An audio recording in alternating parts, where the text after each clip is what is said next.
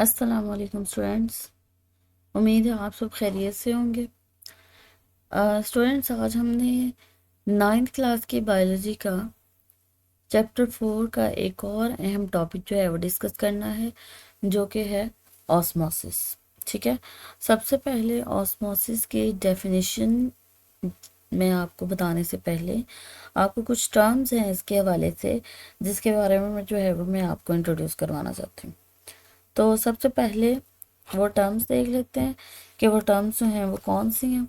ठीक है, सबसे पहले एक तो आपको जो है वो सॉल्यूशन का पता होना चाहिए कि सॉल्यूशन क्या है। ठीक है, और सॉल्यूशन जो है वो किन किन चीज़ों से मिलकर बनता है, सॉल्यूशन की कितनी टाइप्स हैं। ठीक है, यानी कि आपको सबसे पहले जो है वो सॉल्यूशन के बारे में जानना होगा, और उसके बाद सॉल्यूशन के बारे में जानने के बाद जो है वो आपको ऑस्मोसिस की जो है वो समझ आएगी, उसका कंसेप्ट जो है वो क्लियर होगा। तो आए सबसे पहले जो है वो सॉल्यूशन के बारे में जान लेते हैं। सॉल्यूशन की सबसे पहले डेफिनेशन है कि the homogeneous mixture of two or more substances is known as solution. अब होमोजीनियस क्या है? होमो का मतलब होता है स्टूडेंट सेम। होमोजीनियस मीन्स ऐसा सोल्यूशन जिसमें हर चीज़ जो है वो बिल्कुल अच्छी तरह से मिक्स हुई हुई है। ठीक है, और कोई भी चीज़ जो है वो हमें अलग अलग नज़र नहीं आ रही। हर चीज़ जो है वो बिल्कुल अच्छी तरह से वेल मिक्सिंग जो है वो हुई हुई है, तो उसको हम कहेंगे कि ये है हमारा होमोजीनियस मिक्सचर। ठीक है, दो या दो से ज़्यादा चीज़ों का होमोजीनियस मिक्सचर जो है उसे हम सॉल्यूशन कहते हैं। ठीक है, फॉर एग्जांपल हम पानी में जो है वो चीनी को हल करते हैं, तो वो एक हमारा होमोजीनियस मिक्सचर है। इसी तरह पानी में नमक को हल करते हैं, तो वो नमक जो है वो पूरी तरह से जब पानी में हल हो जाएगा तो उसको हम होमोजीनियस मिक्सचर कहेंगे। ठीक है, तो अब मिक्सचर जो है, सॉल्यूशन जो है, ये इसके मतलब दो पार्ट्स होते हैं। ठीक है, दो कंपोनेंट्स होते हैं। कौन कौन से जी? एक होता है इसके अंदर सोल्यूट और एक होता है सॉल्वेंट। सोल्यूट क्या है? The substance that is in less amount in a solution. वो चीज़ जो सॉल्यूशन के अंदर कम मिकदार में है उसको हम सोल्यूट कहेंगे। फॉर एग्जांपल, एक गिलास पानी है, उसके अंदर हम 1 चम्मच चीनी हल कर दें, 2 चम्मच चीनी हल कर दें, तो वो जो हमारी कम मिकदार में जो है जो चीज़ है ना, यानी कि चीनी जो है, शुगर है, वो हमारा सोल्यूट है। और सॉल्वेंट जो है वो क्या है? The substance that is in greater amount. जो ज़्यादा मिकदार में है ना सॉल्यूशन के अंदर, वो हमारा सॉल्वेंट होगा। मिसाल के तौर पर ज़्यादातर जो हमारा सॉल्वेंट होता है वो पानी ही होता है, वाटर होता है। वाटर को जो है वो यूनिवर्सल सॉल्वेंट्स जो है वो कहा जाता है, कि ये तकरीबन ज़्यादा चीज़ों को जो है वो अपने अंदर हल कर लेता है। कुछ चीज़ें ऐसी हैं जो इसके अंदर हल नहीं होती, जो कि नॉन पोलर होती हैं, लेकिन ज़्यादा चीज़ों को जो है वो ये अपने अंदर हल कर लेता है। ठीक है, सोल्यूट और सॉल्वेंट की आपको समझ आ गई। सोल्यूट वो चीज़ जो सोल्यूशन के अंदर कम है, लेस अमाउंट में है, और सॉल्वेंट वो चीज़ जो ग्रेटर अमाउंट में है, जैसे कि पानी। और पानी के अंदर जो चीज़ हम हल करेंगे वो सोल्यूट हो। अब सोल्यूशन की जो है वो टाइप्स कितनी? टाइप्स ऑफ सॉल्यूशन, दो तरह के सॉल्यूशन होते हैं। एक जो है होता है डाइल्यूट सॉल्यूशन होता है, और एक जो है वो कंसंट्रेटेड सॉल्यूशन होता है। अब इन दोनों में क्या फ़र्क है? डाइल्यूट सॉल्यूशन क्या होता है और कंसंट्रेटेड सॉल्यूशन क्या होता है? डाइल्यूट सॉल्यूशन जो है, solution having more water and less solute. मैंने आप लोगों को बताया कि सॉल्यूशन के अंदर दो ही चीज़ें हैं, एक सॉल्वेंट जो ज़्यादा मिकदार में है, और दूसरा सोल्यूट जो कि कम मिकदार में। लेकिन ठीक है, तो ऐसा जो सॉल्यूशन जिसमें पानी की मिकदार जो है वो बहुत ज़्यादा हो, और जो सोल्यूट जो चीज़ हमने उसके अंदर हल की है वो बहुत कम हो, तो उसको हम डाइल्यूट सॉल्यूशन कहेंगे। ठीक है, और कंसनट्रेटेड सॉल्यूशन वो होगा कि जिसमें ज़्यादा सोल्यूट हो लेकिन पानी कम हो। ठीक है, जैसे कि अगर हम एक गिलास जो है वो पानी लें और उसमें हम 10 से 15 चम्मच जो है वो चीनी के हल करने लग जाएं, तो वो हमारा कंसनट्रेटेड सॉल्यूशन हो जाएगा। यानी कि उसमें शुगर की मिकदार जो है वो ज़्यादा हो जाएगी और पानी जो है वो कम हो जाएगा, वो गाढ़ा सॉल्यूशन हमारा बन जाएगा। उसे हम कंसनट्रेटेड, यानी कंसनट्रेटेड को आप इससे याद रखें, कंसनट्रेटेड यानी कि गाढ़ा, सोल्यूट ज़्यादा और पानी कम। ठीक है, तो दो तरह के सॉल्यूशन हैं, डाइल्यूट और कंसनट्रेटेड। डाइल्यूट में पानी ज़्यादा होगा, कंसनट्रेटेड में पानी कम होगा। इन टर्म्स की अगर आपको समझ आ गई है तो हम नेक्स्ट जो है वो अपनी ऑस्मोसिस की डेफिनेशन जो है वो पढ़ेंगे कि ऑस्मोसिस क्या है। मेन हमारा टॉपिक जो है वो हमारा यहाँ से स्टार्ट हो रहा है। पीछे जो मैंने आपको सोल्यूशन और सोल्यूट सॉल्वेंट और उसके टाइप्स बताई सोल्यूशन की, वो एक्चुअली हमने सिर्फ जो है वो ऑस्मोसिस को समझने के लिए पढ़ी। ठीक है, तो ऑस्मोसिस को समझते हैं जी। ऑस्मोसिस क्या है? Osmosis is the movement of water molecules, ये पानी के मॉलिक्यूल्स की मूवमेंट है across a semi permeable membrane. ठीक है, सेमी परमिएबल मेम्ब्रेन के आर पार इसकी हरकत है, from the area of low solute concentration to the area of high solute concentration. देखें, अब यहाँ पे सोल्यूट का वर्ड आ गया, तो सोल्यूट आप लोगों ने क्योंकि पढ़ा हुआ है तो इसलिए आप लोगों को पता है कि सोल्यूट जो है क्या है। ठीक है, सोल्यूट वो चीज़ जो पानी में जो है वो कम मिकदार में होगी, सोल्यूशन के अंदर कम मिकदार में होगी, उसे हमें सोल्यूट कहेंगे। ठीक है, तो डेफिनेशन को समझते हैं कि ऑस्मोसिस क्या है जी। ये पानी के मॉलिक्यूल्स की मूवमेंट है एक सेमी परमिएबल मेम्ब्रेन के पार, एक लो सोल्यूट वाले एरिया से हाई सोल्यूट वाले एरिया की तरफ। ठीक है, जहाँ पर लो सोल्यूट होगा ना, पानी वहाँ से चलना शुरू कर देगा, जाके कहाँ पर जाएगा? हमेशा हाई सोल्यूट की तरफ जाएगा।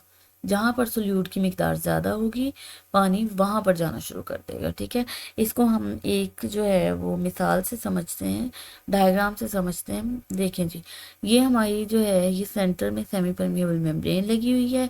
एक साइड पे जो है वो जस्ट वाटर मॉलिक्यूल्स है और कोई सोल्यूट नहीं है। ठीक है, दूसरी साइड पे जो है वो सोल्यूट के मॉलिक्यूल्स बहुत ज़्यादा हैं और पानी के मॉलिक्यूल्स जो हैं वो कम हैं। तो अब पानी क्या करेगा? पानी जो है वो मूव करेगा, जहाँ पर सोल्यूट के मॉलिक्यूल ज़्यादा हैं वहाँ पर जो है वो पानी मूव करेगा। ये देखिए जी, हाइड्रोस्टैटिक प्रेशर, यानी कि अब यहाँ से जो है वो पानी मूव करेगा इसकी तरफ। हाइड्रोस्टैटिक प्रेशर जो है वो हम पानी की वजह से पैदा होने वाला प्रेशर जो है वो हाइड्रोस्टैटिक प्रेशर कहलाएगा। ठीक है,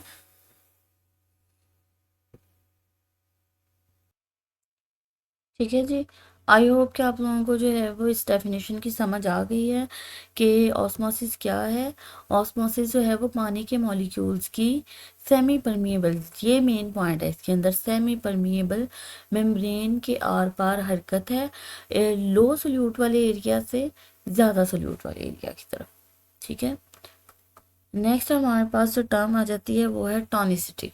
टॉनिसिटी ऑफ अ सॉल्यूशन। टॉनिसिटी क्या है जी? Tonicity of a solution is the relative concentration of solute in the solution being compared. ठीक है, ये क्या है जी? कंसंट्रेशन, मिकदार है। किस चीज़ की मिकदार है? सोल्यूट की मिकदार है सॉल्यूशंस के अंदर। ठीक है, डिफरेंट सॉल्यूशंस हैं, उनके अंदर हम सोल्यूट की मिकदार को जो है वो कंपेयर करेंगे, तो इसके जो है वो हम टॉनिसिटी कहते हैं। यानी कि किसी भी सॉल्यूशन के अंदर सोल्यूट की मिकदार को किसी चीज़ के साथ जब हम कंपेयर करते हैं तो उसे हम क्या कहेंगे? उसे हम टॉनिसिटी कहेंगे। ठीक है, ये आपके 9th क्लास के जो पेपर है उसमें टॉनिसिटी की डेफिनेशन जो है वो कई दफ़ा आ चुकी है, तो ये आपका एक इम्पॉर्टेंट शॉर्ट क्वेश्चन भी है। ठीक है, अब टॉनिसिटी के हवाले से हमारे पास जो सॉल्यूशन बनते हैं वो 3 तरह के होते हैं। ठीक है, एक हमारे पास होता है हाइपरटोनिक सॉल्यूशन, उसके बाद हमारे पास हाइपोटोनिक सॉल्यूशन और आइसोटोनिक सॉल्यूशन। ठीक है, हाइपर का मतलब होता है बहुत ज़्यादा। ठीक है, हाइपरटोनिक सॉल्यूशन ऐसा सॉल्यूशन होगा जिसमें सोल्यूट की मिकदार बहुत ज़्यादा होगी। ठीक है, और पानी की मिकदार जो है वो कम होगी। ठीक है, हाइपोटोनिक सॉल्यूशन क्या है? हाइपोटोनिक जो है वो इसके उल्ट होगा, इसमें सोल्यूट ज़्यादा था, पानी कम था, इसमें पानी ज़्यादा होगा और सोल्यूट जो है वो कम होगा। और जो आइसोटोनिक है, आइसोटोनिक में जो है वो सेम अमाउंट ऑफ वाटर और सेम अमाउंट ऑफ सोल्यूट दोनों जो है वो इक्वल। आइसो मीन सेम, यानी कि जितना सोल्यूट है उतना ही जो है वो वाटर यानी कि सॉल्वेंट होगा, और जितना मतलब सॉल्वेंट है उतना ही सोल्यूट होगा। इसे हम एक डायग्राम से मैं आपको समझाती हूँ। ये देखिए जी, हाइपोटोनिक सॉल्यूशन है, आइसोटोनिक सॉल्यूशन है और हाइपरटोनिक सॉल्यूशन है। अब हाइपरटोनिक सॉल्यूशन में हमने क्या पढ़ा कि जो सोल्यूट, ये देखें, ये जो बड़े बड़े आपको नज़र आ रहे हैं ये वाले जो हैं ये सोल्यूट के मॉलिक्यूल्स हैं, और ये जो बबल्स हैं छोटे छोटे ये पानी के मॉलिक्यूल्स हैं। तो सोल्यूट के मॉलिक्यूल्स यहाँ पर ज़्यादा हैं। ठीक है, जहाँ पर सोल्यूट के मॉलिक्यूल्स ज़्यादा होंगे। ऑस्मोसिस क्या है कि सोल्यूट जहाँ पर ज़्यादा होगा पानी के मॉलिक्यूल्स उधर ही मूव करेंगे। ये पानी के अंदर एक सेल रखा हुआ है, अगर तो सोल्यूट के मॉलिक्यूल्स जो हैं वो सेल के अंदर ज़्यादा होंगे तो पानी जो है वो सेल के अंदर की तरफ मूव करेगा, ठीक है। लेकिन अगर सोल्यूट के मॉलिक्यूल्स बाहर ज़्यादा होंगे तो पानी जो है वो सेल से बाहर की तरफ मूव करेगा। यानी कि जिधर सोल्यूट के मॉलिक्यूल ज़्यादा होंगे पानी ने उधर ही मूव करना शुरू कर देना। तो अब क्योंकि सोल्यूट के मॉलिक्यूल्स जो हैं वो बाहर ज़्यादा है तो पानी जो है वो ज़्यादा बाहर होगा, सेल के अंदर नहीं होगा। तो इस क्योंकि पानी सेल के अंदर नहीं है इस वजह से ये सेल जो है वो बिल्कुल सिकुड़ गया, ठीक है। और यहाँ पर क्या होगा, यहाँ पर जो है वो सोल्यूट के मॉलिक्यूल्स बाहर जो है वो हाइपोटोनिक में कम है, अंदर ज़्यादा है, ठीक है। तो पानी जो है वो बाहर से अंदर की तरफ मूव करना शुरू कर देगा। जब पानी बाहर से अंदर की तरफ मूव करेगा तो ये जो सेल इसके अंदर है ये क्या होगा, ये स्वेल हो जाएगा। और ये स्वेल होते होते इतना स्वेल हो जाएगा कि एट लास्ट ये बस्ट भी हो सकता है, ठीक है। और जो आइसोटोनिक सॉल्यूशन है उसमें सेम सेम क्वांटिटी है, इसमें ना तो सेल जो है वो श्रिंक होगा और ना ही स्वेल होगा, बल्कि ये अपनी नॉर्मल कंडीशन में जो है वो रहेगा, ठीक है। ठीक है जी, आई होप कि आप लोगों को इस वीडियो की जो है वो समझ आ गई है। नेक्स्ट हमारा जो टॉपिक है ना वो हमारा ऑस्मोसिस इन प्लांट्स है, कि प्लांट्स जो है वो किस तरह से अपने वाटर को जो है वो इनटेक को जो है वो बैलेंस करते हैं, किस तरह से इनका जो है वो टर्गर प्रेशर जो है वो कायम होता है। वो नेक्स्ट वीडियो में मैं जो है मैं इंशाल्लाह आप लोगों को जो प्लांट्स के वाटर बैलेंस प्रॉब्लम्स हैं वो जो है वो हम देखेंगे और साथ में उसके टर्गर प्रेशर के बारे में भी जो है वो पढ़ेंगे, ठीक है। अगर आपको इस वीडियो की समझ आ गई है तो वीडियो को लाइक करें, चैनल को सब्सक्राइब करें और दुआओं में याद रखिएगा। Thank you so much.